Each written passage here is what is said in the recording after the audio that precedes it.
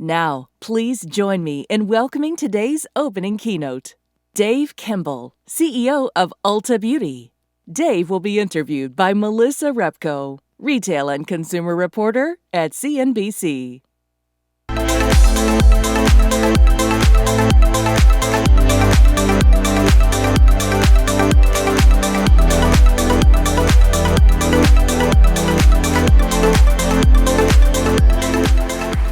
All right.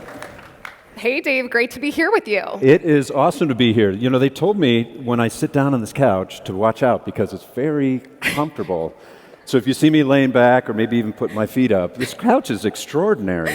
Oh my goodness, this is pretty comfy too. I could definitely sink in. Yeah. All we need is a snack and a good love Netflix to watch, but hey, we have more to talk about than That's that. right.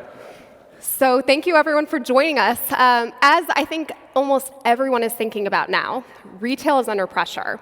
After a period of a lot of growth, a lot of categories are seeing more of a slowdown.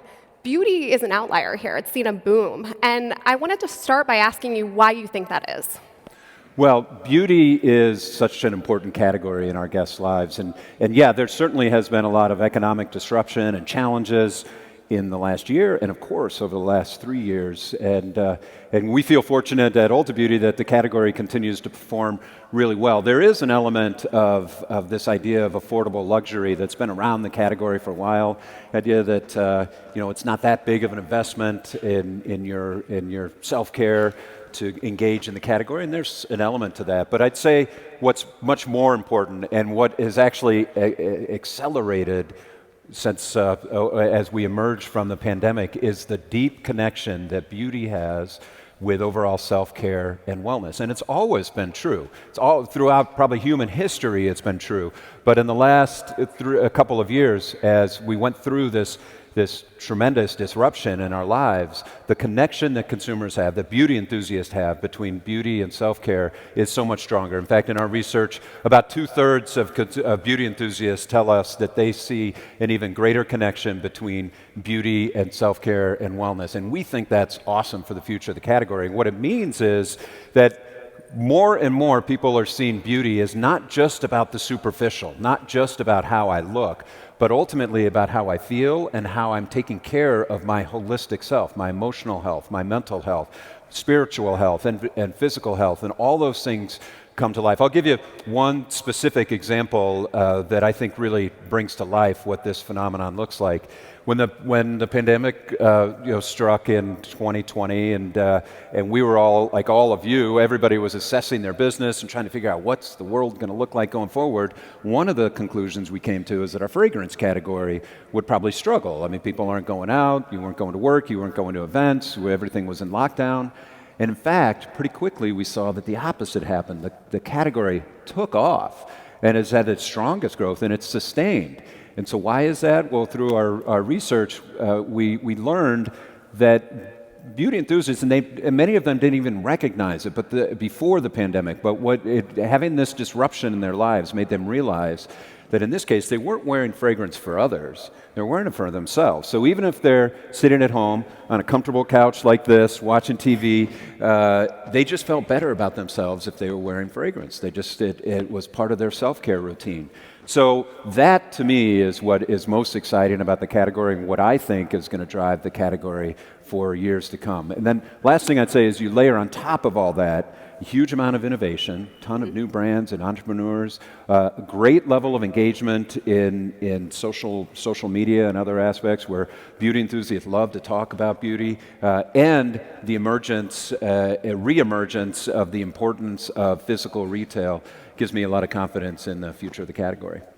It's worth noting that, even though a lot of people have attributed beauty's boom in part to us being out and about, going to parties, weddings, things like that again, Ulta has seen tremendous growth throughout the pandemic. Your annual revenue has gone up 38% since 2019, which is remarkable. What do you think Ulta has been uniquely doing to grow during this period, even when, as you mentioned, a lot of us were not going out and had very few people to put on makeup for besides ourselves? Well, first I will say the category itself has been very strong. So we've benefited from that as a leader in the category. But we've been leading and gaining share. And I'd say what really has allowed us to do that is, we have a very unique and differentiated business model. Nobody does what Ulta Beauty does. We have many great competitors that are doing really cool and interesting things, but nobody does what Ulta Beauty does. And so we're really clear on what differentiates us and what we've been able to do as we went through the shock of 2020. We closed all our stores like so many others, which obviously is not anything we ever anticipated. We shifted a lot online, but as we come out these last 2 years, what's been working is this great connection that consumers have, even as they weren't going out. The fragrance example I gave you was the engagement actually accelerated in certain areas. Skincare was very strong for similar reasons around health and taking care of yourself. Hair care, a lot of creativity and innovation. And then ultimately what's happened as the world has opened back up, you still have this more emotional connection, the connection to wellness, and you layer in that there have been more activities and people are trying to get out, and so that's helped bring what last year was. We were really proud of our results last year, and so it's these combinations of underlying strength that we think will drive the category for the long term, layered in with people are going out a whole lot more, and so that created some new usage opportunities. So we're confident in the path ahead as we look into the rest of this year and for the years to come. But for us, it's about continuing to drive our differentiation, lean into what makes us different and special and unique, and deliver a great experience every day. How do you stay on the leading edge of beauty? There's always new trends, and especially with skincare, with fragrances, there's always something that's new, that's next, and you need to be kind of thinking way ahead of what that customer wants. Tell me a little bit about your approach so you make sure you're always keeping things fresh.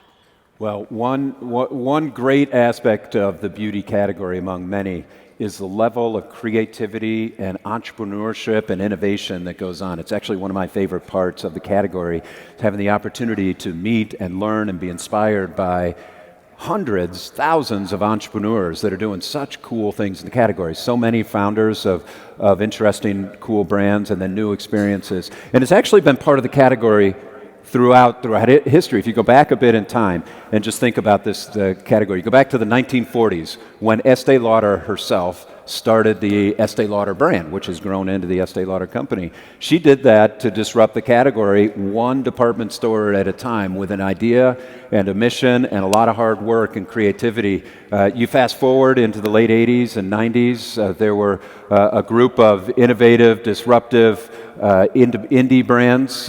Tarte is a great example. Maureen Kelly created what is still one of the coolest brands in the category by a lot of determination, hard work, creativity to drive new idea, new thinking, and still 30 years later is continuing to evolve and innovate the brand. And then you've got a whole group of more recent entrepreneurs. There's a group of celebrity entrepreneurs. Rihanna, maybe you've heard of her, with Fenty. It actually didn't hurt that she, during the middle of the Super Bowl, brings out a blotting powder and uses that. We might have sold a few units that evening when she did that. But you've got like Rihanna, Tracee Ellis Ross in hair care with Pattern, Ariana Grande. So there's celebrities, but there's also literally thousands. I mean, we see 2,000 to 3,000 new brands at Ulta. Our team evaluates 2,000 to 3,000 new brands, and we unfortunately can only got to bring in less than 5% of them. But there are so many entrepreneurs. I met just last night the founder of a brand, Bubble Skincare, that is relatively new to Ulta, expanding. Beautiful, cool, differentiated brand, clean, vegan, cruelty-free, a great brand proposition. And it's brands like that, people like that, going back to from Estee to Marine to our current new entrepreneurs that have defined this category and will continue to shape it for, I think, years to come. It's a great place to innovate, and we're fortunate to have great entrepreneurs thinking new about different things. Besides the newness that you bring to shelves, how else are you trying to prepare for an environment where consumers may be a little bit more careful with their dollars? How are you thinking that through? Well, there's no doubt, obviously, we all know that there's a lot of disruption and changes and challenges that are going on in the economic environment. I mean, most recently, the banking news and just all this stuff that comes at our consumers. And even if some of it doesn't directly impact, they're like, man, it's just a lot of anxiety.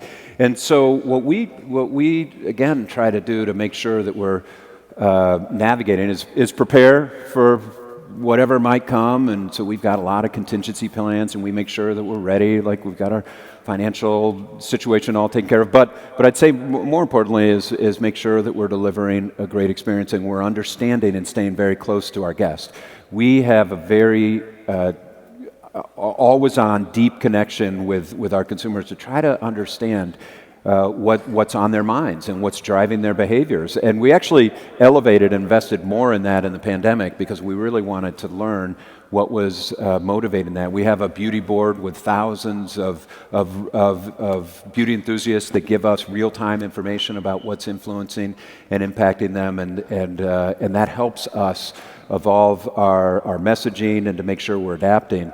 One of the things about Ulta Beauty that as we look at an economic time that does differentiate us is we're the only ones at scale that have all price points. We've got from entry level to masstige, prestige. We've got an expanded assortment in luxury. So it's all price points, and all segments have been performing well over the last couple of years.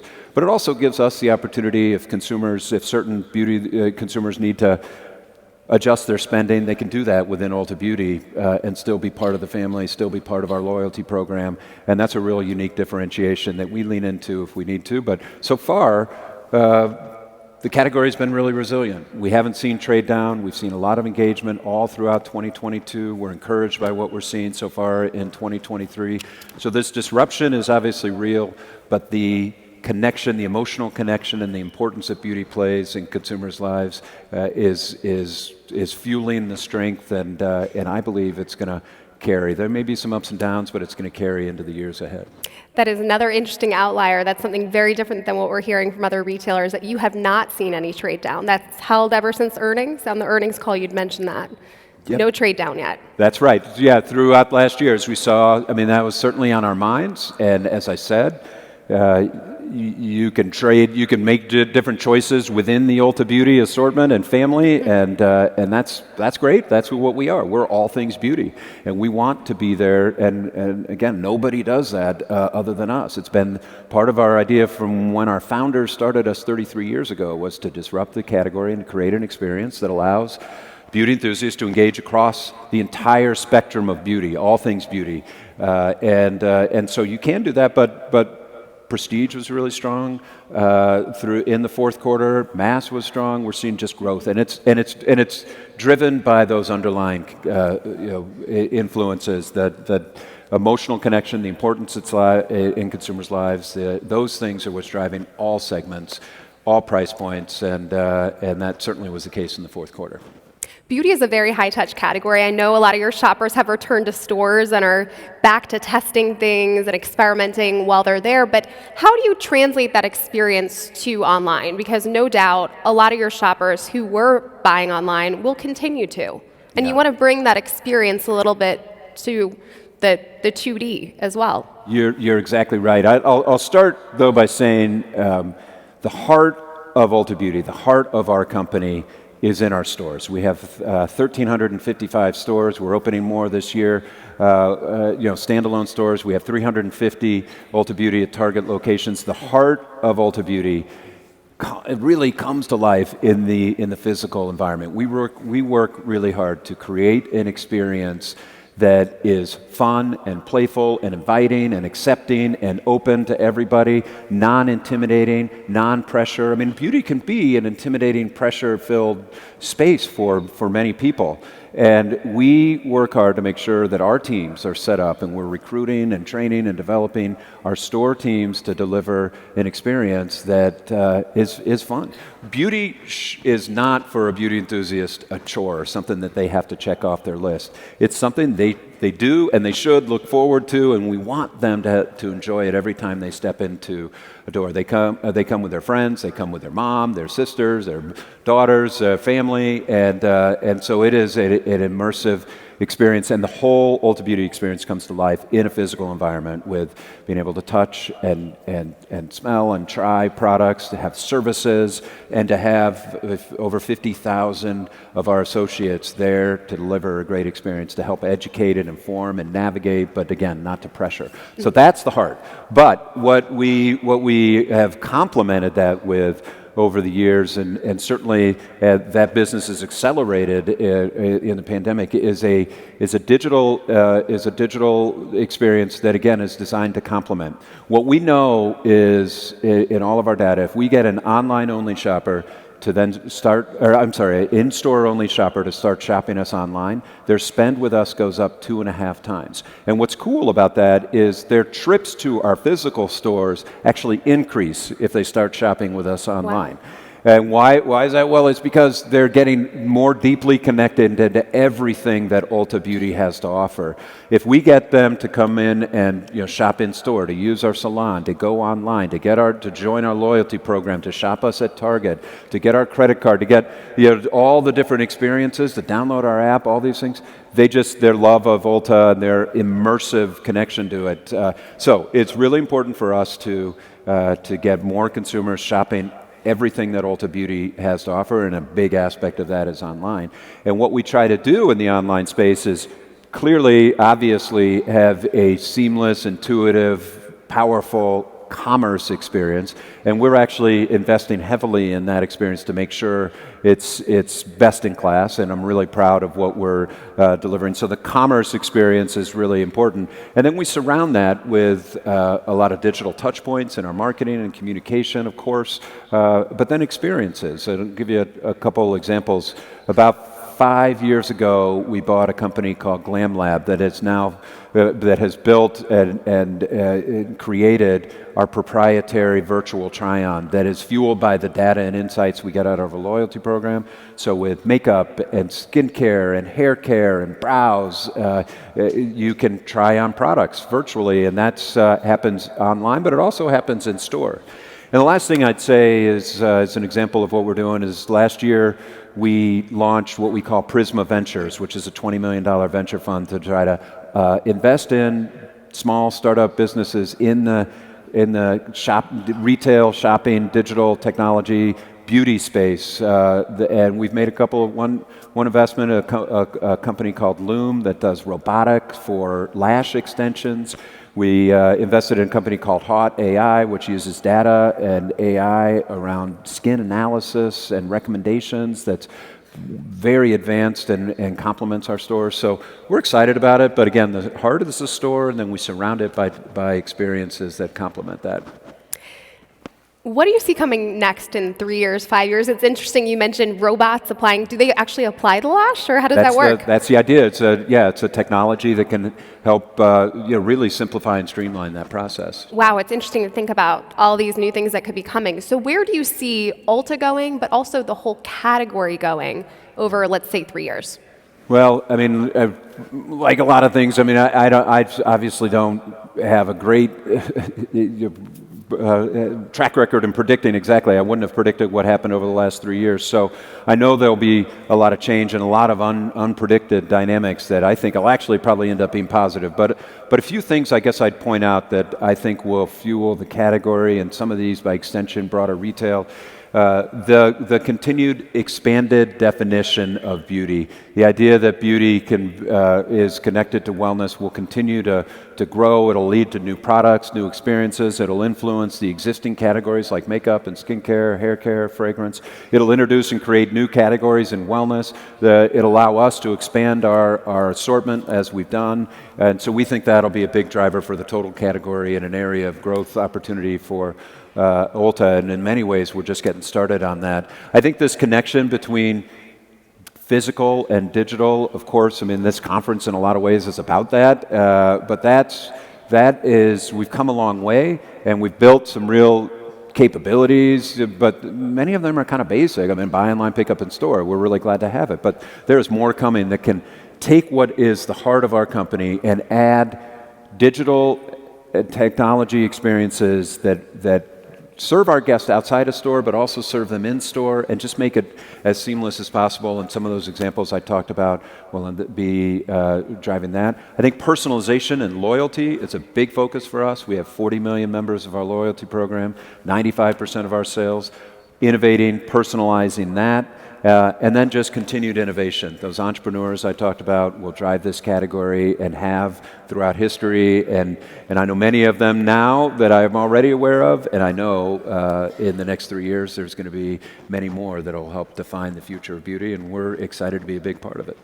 Well, we're running low on time, but one last question for you. Any fun, interesting beauty trends we should know about, or anything surprising you've noticed with sales that are popping out across the store? You know what's kind of fun in makeup, what we're seeing, and we've seen it for a little while right now, and it's kind of a cool trend, is for a while people were thinking about, no makeup, or like there's the no makeup, or everybody was taking a more a less kind of bold look. What we're seeing now is big, bold looks for sure, but the same person also experimenting with more natural looks. So one day you might be more natural, the next day you're back to like almost 80s style look with glitter and glam and lots of big makeup, and people are experimenting more. People are trying new things, feeling more confident about expressing themselves however they want to, bringing their unique qualities to life, what makes them special, and that's what beauty's all about. I mean, that ultimately is what beauty's about, is self-expression, being able to